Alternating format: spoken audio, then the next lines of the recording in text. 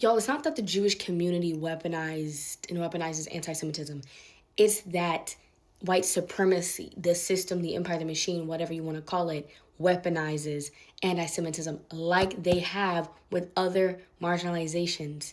That's a tool of white supremacy, is they take the problem they caused, right, and weaponize it to do their bidding when it works. It's happened with ableism. It's happening now where the whole Elon Musk is autistic. We've seen it happen with misogyny and like white womanhood, or with where white women can lie on black men and black boys. Some of the people that identify with this marginalization can have an allegiance to white supremacy, where they allow that to happen because they want to cash in on the privilege. And this is why we have like white passing people who will pass as white to shield themselves from dealing with racism. And there's passing in other type of marginalizations. As long as weaponizing this marginalization can continue to do their bidding, the system will do it.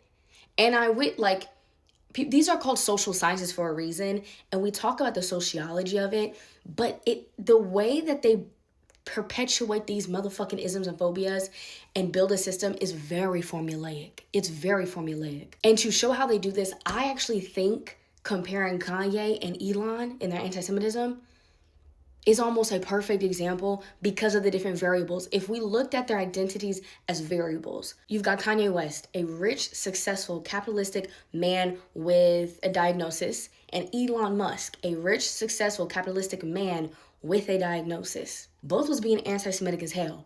Why was one called out more by the system, not just the community they were being anti-Semitic towards, but the system over the other? One is black and the other is white.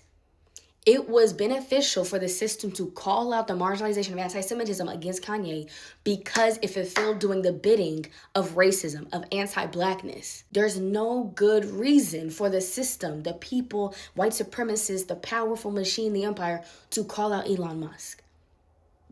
Calling him out will not do their bidding. Why is that important? It's important because it shows us that they don't actually care about these issues.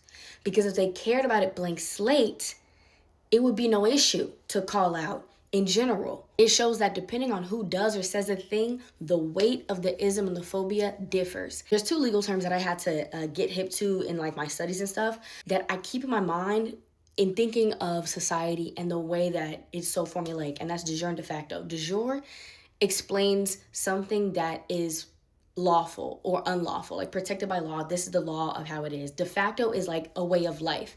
So even if there is a law saying that you can or can't do this, the way of life, the reality is people can still do it. Also works vice versa. Like there might be something that isn't protected by law, right?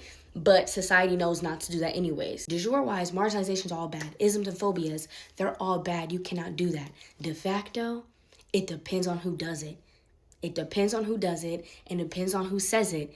And that changes whether or not they gonna let it pass. Why does this matter to even name? Why does it matter to think about? Because it's like a huge manipulation tactic that our government does to us, that the system, that society will do to those of us marginalized. And they've been doing it for centuries. There were over 250 slave rebellions in America alone for decades before the Civil War. And there's a reason why scholars will argue like, yo, Lincoln didn't really care about slavery for real. These white people didn't really care about ending slavery. There was other reasons why they wanted to do it. It served another purpose, to do another type of bidding for them.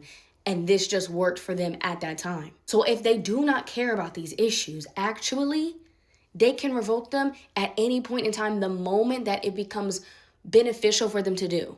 The moment that it actually serves their bidding. So when you have, oh no, but we have this amendment, we have these laws that protect it, they can revoke those any moment.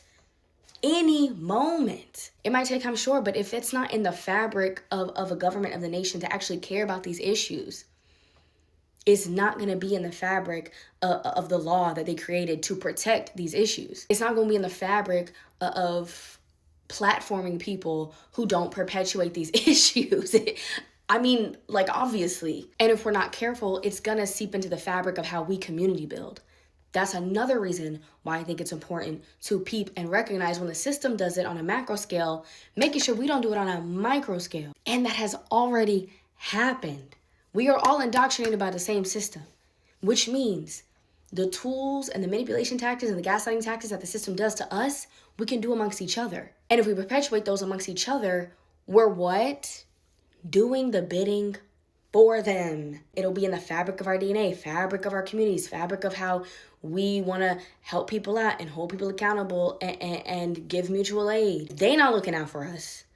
We got to make sure we're looking out for us. And we got to be able to clock the people in our communities who are not our kin, who are willing to turn a blind eye to the marginalization that they do experience just to get a crumb of the privilege that the system is promising them while actually really never giving it to them. It's not just important to like see that for the individuals. It's important to understand, in my opinion, which kind of marginalizations have the ability to do that, have a closer proximity to white supremacy. Is it right to do that in a de jure way? No.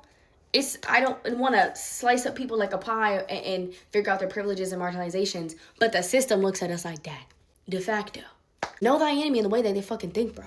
It's important to know the bullshit that's a motherfucker who is disenfranchising you, abusing you, marginalizing you, what they do.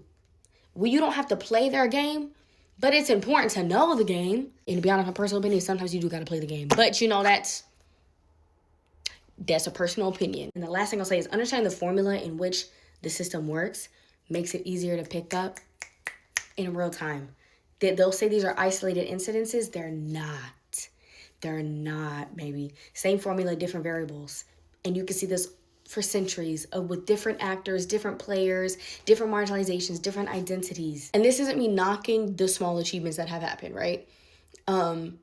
Because sometimes you gotta play the long game, right? And even if it's like, okay, you're doing this because you don't actually care, you're just doing your bidding, blah, blah, blah. We still got like a right to vote. We still got a right to do this, da, da, da, da. But when people are telling you the reason that it could be taken away so quickly is because the shit is not in the fabric of the DNA. They don't give a fuck. So prepare for motherfuckers to not give a fuck.